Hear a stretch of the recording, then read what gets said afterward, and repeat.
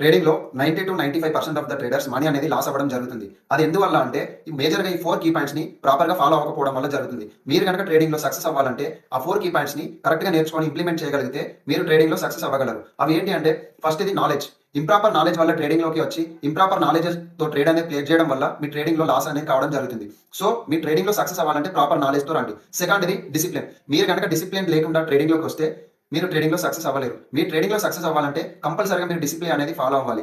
థర్డ్‌ది risk management. ట్రేడింగ్‌లో risk management అనేది very, very important key role play చేస్తుంది.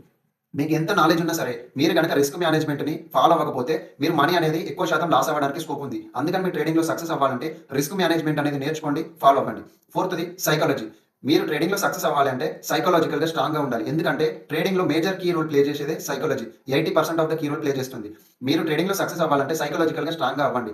So, మీరు గనక ట్రేడింగ్‌లో సక్సెస్ అవ్వాలంటే, ఈ 4 మేజర్ కీ పాయింట్స్‌ని పర్ఫెక్ట్‌గా నేర్చుకొని ఇంప్లిమెంట్ చేయగలిగితే, మీరు ట్రేడింగ్‌లో సక్సెస్ అవుతారు.